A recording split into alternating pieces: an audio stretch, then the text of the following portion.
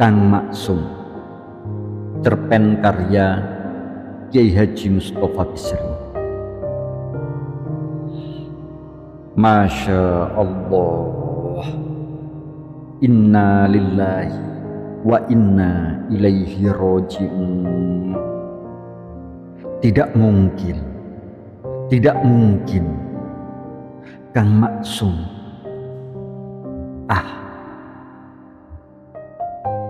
Berita itu cepat beredar. Berita yang benar-benar mengguncang kota, di mana-mana, di pasar, di warung-warung, di perkantoran, di sekolah-sekolah. Berita itu mendominasi pembicaraan. Seperti biasa, orang-orang pun asyik menduga-duga dan menganalisis. Waktu itu media massa cetak dan elektronik belum seperti sekarang.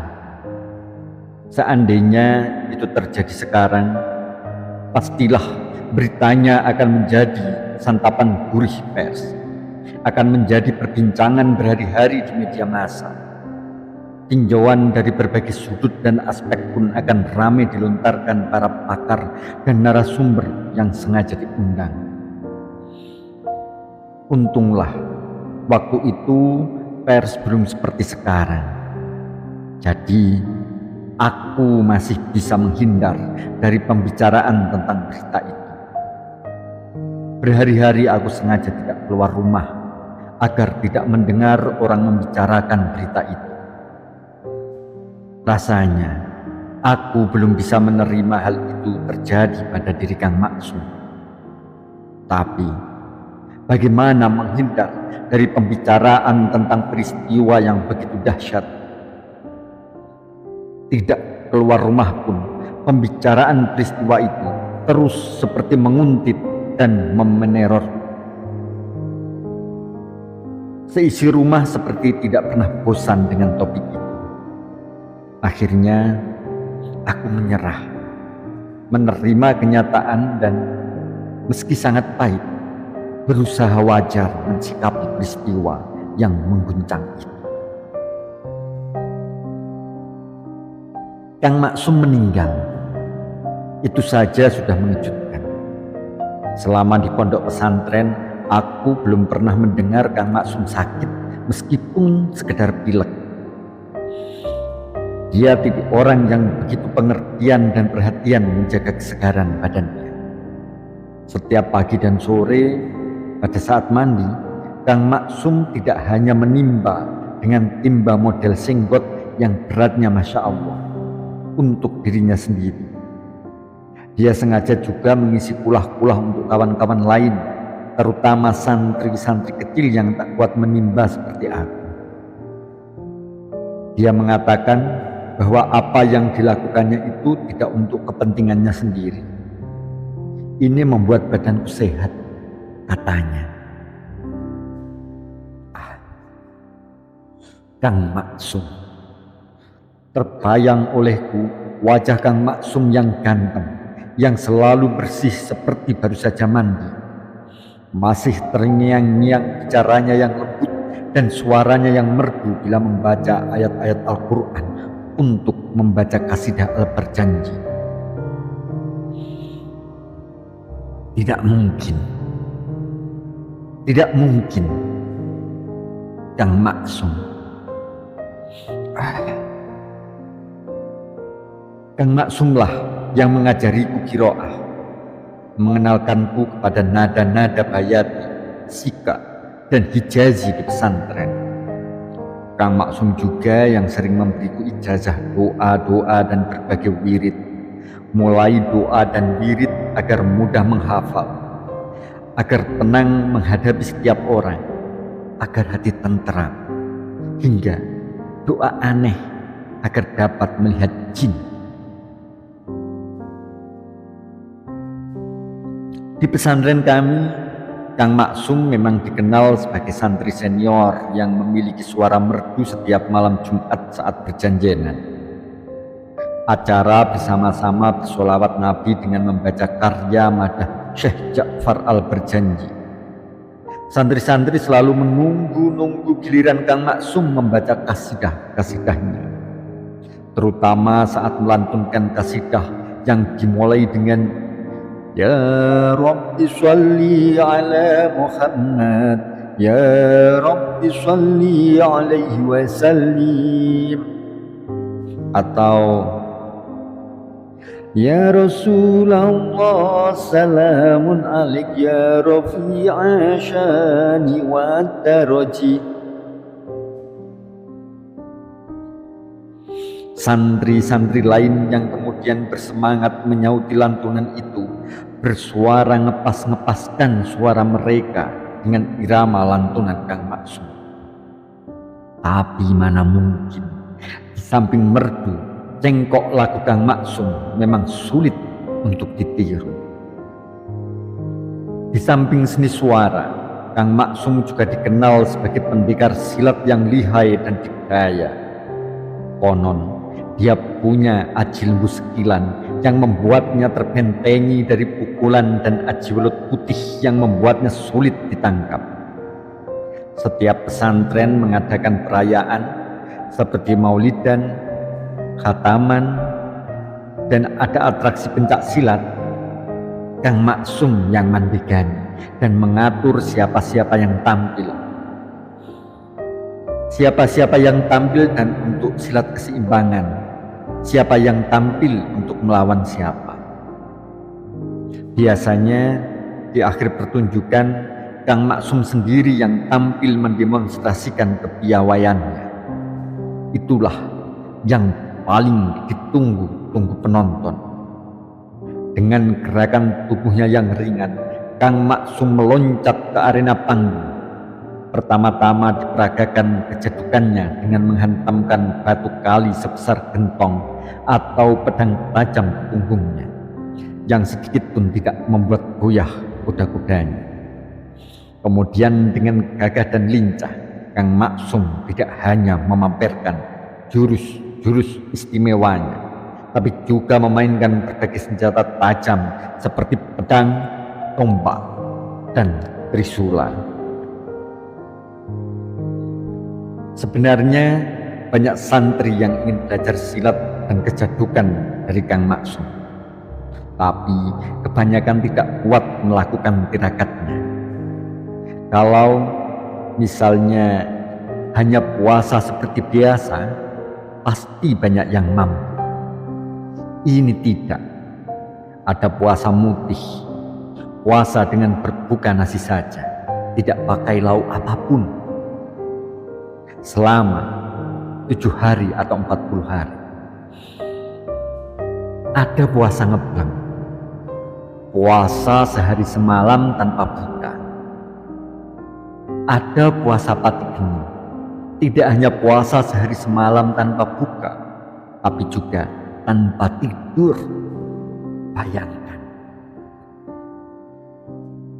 Kang Maksum sendiri memang ahli tirakat. Sejak entah umur berapa, konon sejak kecil dia ngerowot. Bukan hanya puasa Daud, sehari puasa sehari buka, tapi Daud dengan berbuka hanya umbi-umbian atau bulgur. Sudah ngerowot begitu, setiap buka, kadang-kadang juga setiap sahur, Kang Maksum makannya tidak lebih dari selapik cangkir.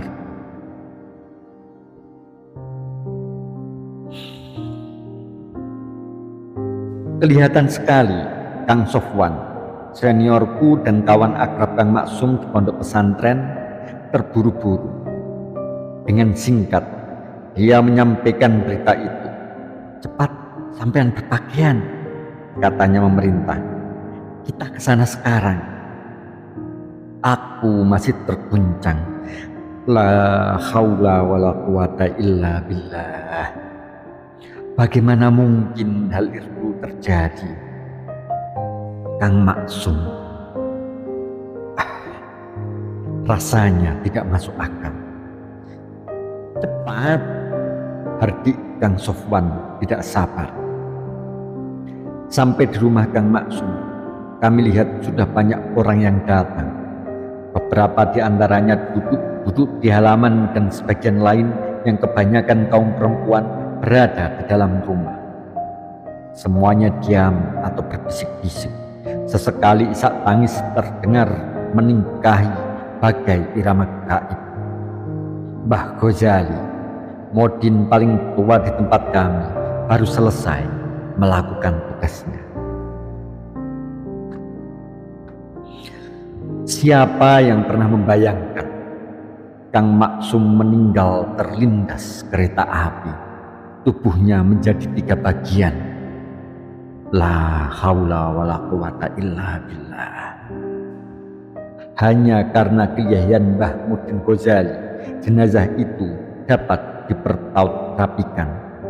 Tapi kebuncahan hati ini,